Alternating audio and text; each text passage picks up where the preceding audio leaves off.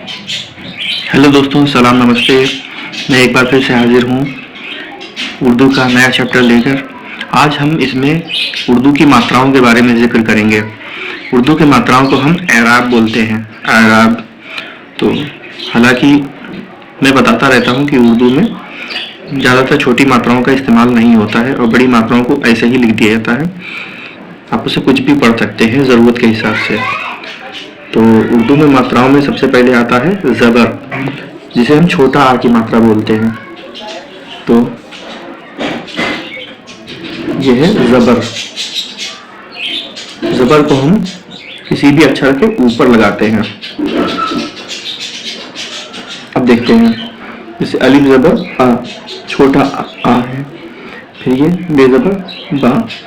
हम एक दो शब्द बना देते हैं, अलिफ बे ज़बर अब, पे और रे ज़बर पर। आगे समझ में आपको। इसी तरह से कोई भी शब्द अगर बनाते हैं तो उसमें अगर आ की मात्रा आती है तो वहाँ पे हम ज़बर लगा देते हैं। हालांकि ज़्यादातर हम लोग शुरू में लगाते हैं ताकि पढ़ने में आसानी रहे।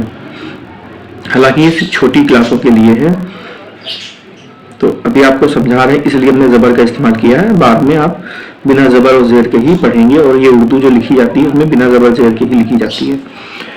तो ज़बर के बाद में आता है ज़ेर, जिसका जिक्र हमने भी किया है। तो इसमें छोटी ई की मात्रा आती है। यहाँ पर मैंने लिख रखा है छोटी ई। तो इसका इस्तेमाल किसी भी अक्षर के नीचे करते हैं। ये लाइन खींची है, इसका मतलब ये अक्षर है, इसके नीचे हम करेंगे। जैसे अलिफ ज़ेर ई, बे ज़ेर बी। तो यहाँ पे हमने नून और बे लिख रखा है, इसमें हमने ज़ेर लगाया तो ये हो गया निब। ये जीम और मीम लिख रखा है, इसमें हमने ज़ेर लगाया तो ये हो गया Jim. Jim Corbett National Park भी है, तो ये जिम हो गया। इसके बाद में हम छोटे ऊ की इस्तेमाल करते हैं, तो इसे हम बोलेंगे पेश। तो इससे हम छोटे ऊ की आवाज़ निकालते हैं। इसको छोटा सा गोला बना के हल्का सा इस तरह से खींच लिया जाता है। तो अलिफ पेश ऊ, बे पेश बू। अब यहाँ पे हमने ते बनाया है। अब देख रहे होंगे अलिफ बे ते भी तो इस तरह नहीं पढ़ाया था। तो हम ये अगले चैप्टर में बताएंगे कि अक्षरों को किस तरह से लिखा जाता है, किस तरह से जोड़ा जाता है। तो ये ते है और इसके ऊपर दो नुक्ते रखें, इसका मतलब ये ते है। पेश लगाया, ये हो गया तुम। फिर ये गाफ, गाफ देखिए बड़ा बनता है, लेकिन हम जब इस्तेमाल करते हैं तो छोटा सा आगे का हिस्सा इस्तेमाल करेंगे। ये गाफ और पेश गु और खाली गुड़, ये हो गया। इसी तरह से बाकी शब्द बनाएंगे जिसमें हम छोटे ऊ की मात्रा को इस्तेमाल करेंगे।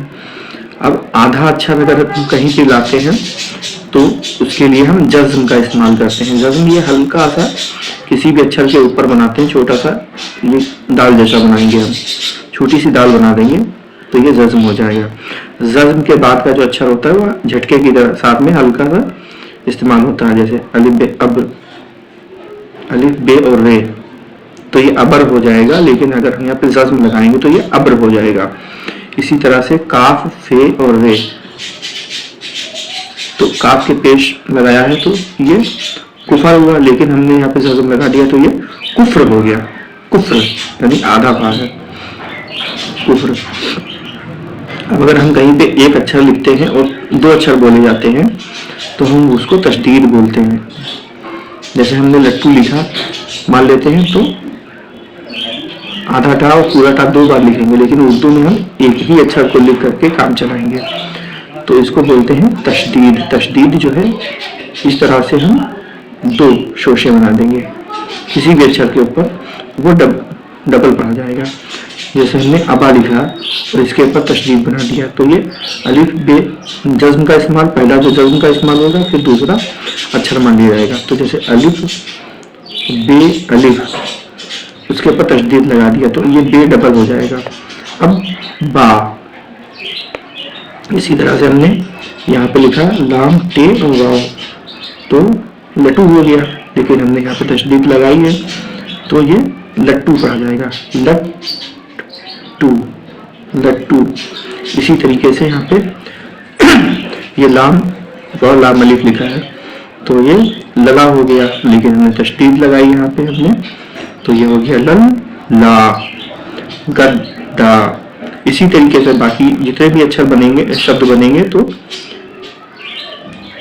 हालांकि हमने बता दिया है कि ज़रूरत नहीं पड़ती है, छोटे क्लास में ज़रूरत पड़ती है बच्चों को समझाने के लिए, जैसे कि हम आपको समझा रहे हैं, ताकि आगे बाद में कहीं ज़रूरत पड़े तो आप समझ जाएं कि ये तशदीद है, ये जज़म है, जज़म है, इस तरह से पढ़ेंगे। फिर आता है तनवीन। तनवीन का इस्तेमाल बहुत कम होता है उर्दू में, अक्सर जो है दो ज़बर का इस्तेमाल होता है। तो ये किसी शब्द के यानी अक्षर के ऊपर लगाते हैं, शब्द में किसी अक्षर के ऊपर लगाते हैं तो दो ज़बर, तो इसमें अन की आवाज़ आती है, ज़ेर लगाएंगे तो इनकी आवाज़ आएगी, और दो पेश लगाएंगे, दो पेश इस तरह से लगाए जाते हैं, एक पेश ऐसे, इसके ऊपर एक घुमा के, तो ये दो पेश हो गया, तो इससे उनकी आवाज़ आएगी। अब जैसे कहते हैं मसलन, किसी भी चीज़ को समझाने के लिए हम मसलन बोलते हैं, तो ये मीम और यहाँ पे से बनेगा, सीन और शीन नहीं बनेगा, से बनेगा जिसपे तीन नुक्ते होते हैं। तो मसला लिखा हुआ है और इसके लाम अलिफ दो ज़बर लन, तो ये हो गया मसलन। फिर ये किताब, तो इस बे के ऊपर दो पेश लगाए हैं, हमने आपको समझाने के लिए लगाए हैं। उर्दू में किताबुन होता है तो ये किताबुन हो गया।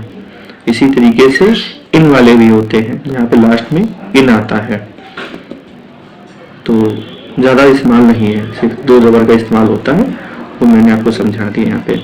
इसके बाद हम आते हैं मद के ऊपर। तो ये जो है मद किसी भी अक्षर के ऊपर नहीं लगेगा, बल्कि सिर्फ और सिर्फ अलिफ के ऊपर लगेगा। और ये मद दो तरह से होते हैं, छोटा सा मद होता है, थोड़ा सा बड़ा कर देते हैं, तो ये हो गया। छोटे मद से दो अलिफ के बराबर आवाज आती है, यानी कि आ, और थोड़ा बड़ा बनाते हैं तो उसे तीन बड़ा आ की मात्रा भी के बराबर आवाज आती है, जैसे कि आ, तो हम मद, तो यहाँ पे बड़े मद का इस्तेमाल करेंगे। हालांकि उर्दू में ज़्यादातर एक मीडियम वाले मद का ही इस्तेमाल होता है, जिसे हम इस तरह से लिखते हैं, डिनोट करते हैं। तो अलिफ मद आ। अब देखिए, अब कुछ शब्द बना के दिखाते हैं आपको। अलिफ मद आ और मीम साकिन है। साकिन मतलब लास्ट में जो भी अक्षर आता है उसको सुकून के साथ पढ़ते हैं तो साकिन होता है, तो हम मीम साकिन बोलते हैं। अलिफ मद आ मीम साकिन आम, अलिफ मद आ और जीम आज, अलिफ मद आ और पे आप, अलिफ मद आ और बे साकिन आब। फिर मद के बाद में अब ये तो बड़ा आ की मात्रा हो गई। बड़ा आ की मात्रा जो है अलिफ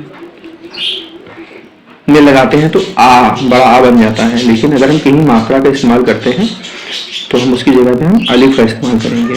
अब ये देखिए, ये अलिफ है, इसको हम बड़ा आ की मात्रा की तरह इस्तेमाल करेंगे। देखने में भी बड़ा मा की मात्रा की तरीके से लग रहा है। तो हमने काफ और काफ में अलिफ मिलाया और जीम लिखा, ये हो गया काज, लाम अलिफ और जीम लाज।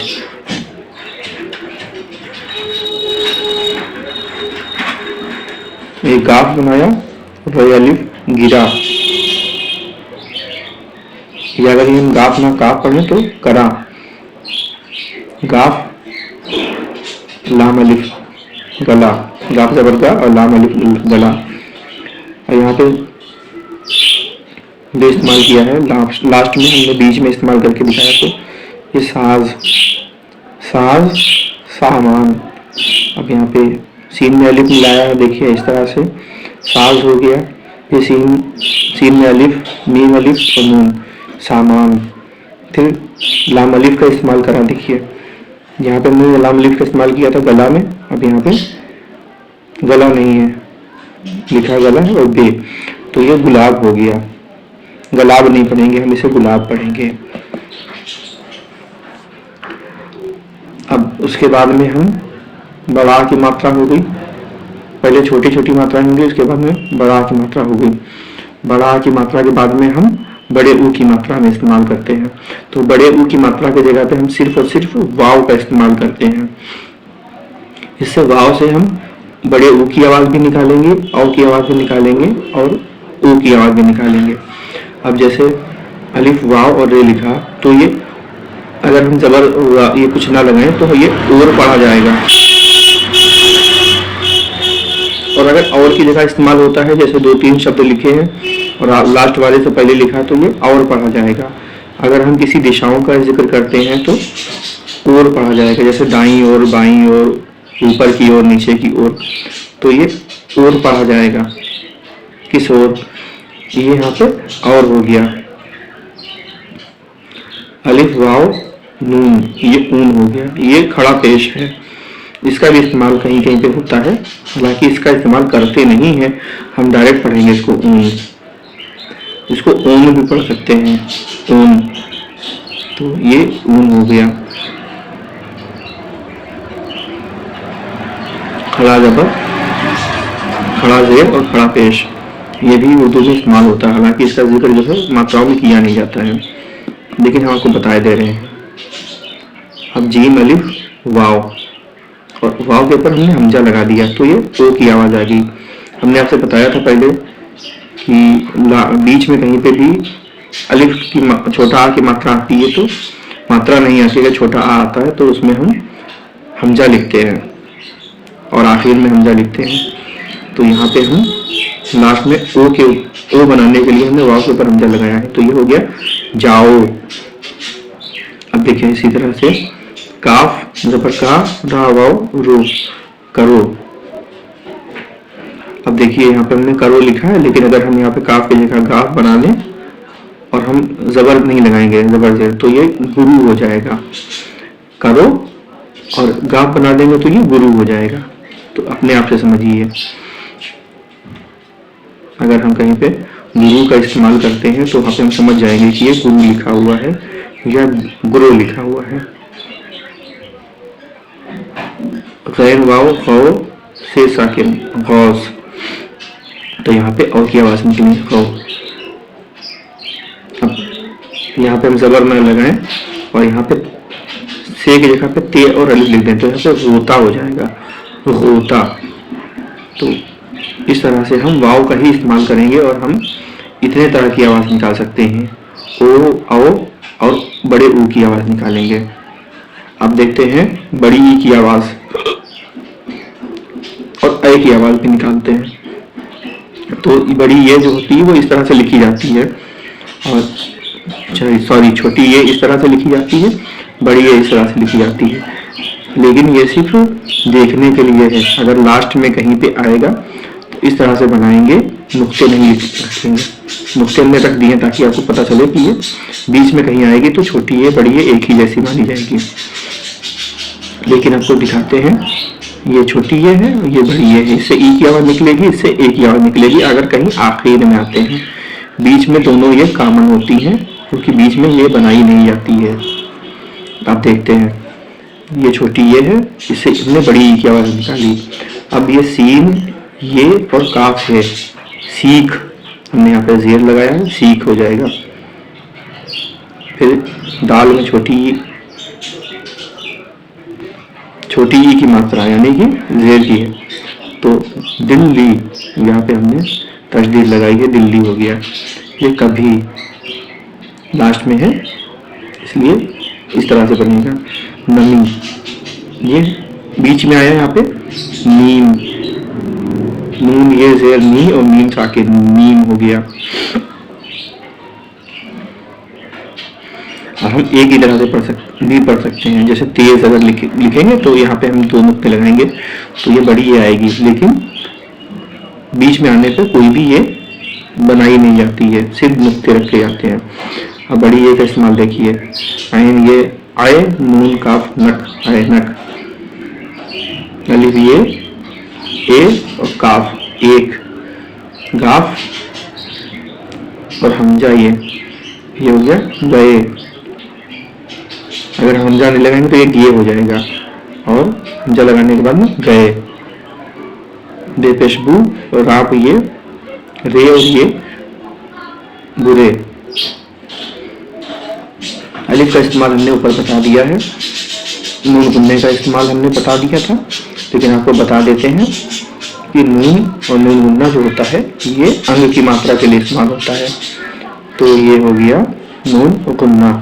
अब यहाँ पे हम नून का इस्तेमाल करते हैं। देखिए पे, ते, पे के 3 नुक्ते नीचे, ते के 2 नुक्ते ऊपर, और ये नून का नुक्ता आ गया, ये वाला नुक्ता उठा के हम यहाँ पे ले आए हैं गाफ। तो पतंग, पतंग।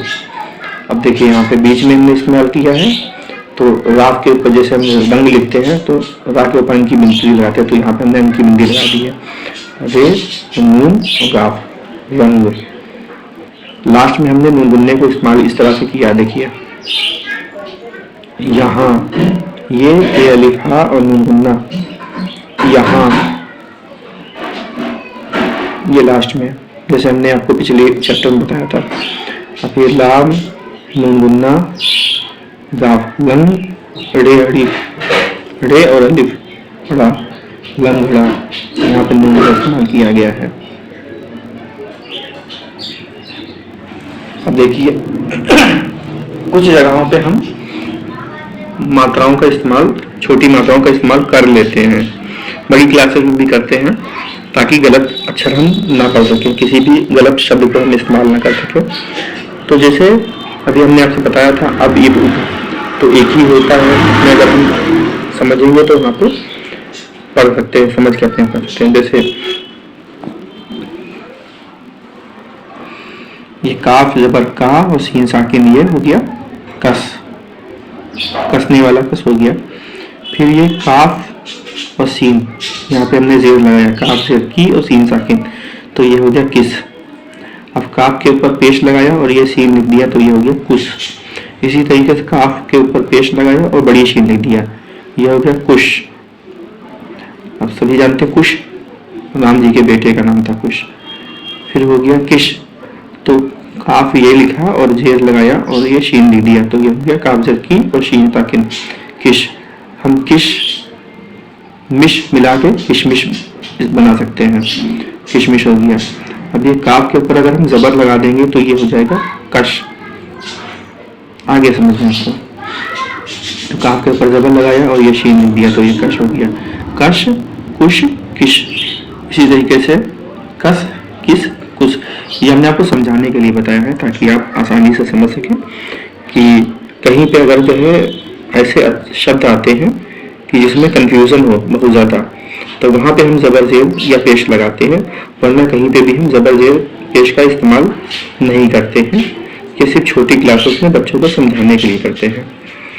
दोस्तों, अब मात्राओं के बाद में अगला चैप्टर हमारा आता है अक्षरों को मिलाकर शब्द बनाने के बारे में। तो अगले चैप्टर में हम ये सीखेंगे। हमें कोई भी सवाल पूछना हो तो आप हमें कमेंट बॉक्स में कमेंट करके पूछ सकते हैं। अपने दोस्तों और जो भी आप उर्दू सीखना चाहते हैं अच्छी तरह से, तो आप हमें ये सब चैनल को सजेस्ट कर सकते हैं और हमारी वीडियो को शेयर भी कर सकते हैं। और बार बार देखने के लिए अगर आप समझ में ना आए तो आप बार बार ना देखें, बल्कि डाउनलोड करके तो आप डाउनलोड करके आप इसे देख सकते हैं वीडियो को। इसी तरह से हम कंटिन्यू करते हैं बड़ी उर्दू के बारे में, यानी उर्दू की बड़ी क्लासेस के बारे में भी हम जानेंगे। हमारे साथ बने रहिए, देखते रहिए। तब तक के लिए खुदा हाफिज, अपना ढेर सारा ख्याल रखिए।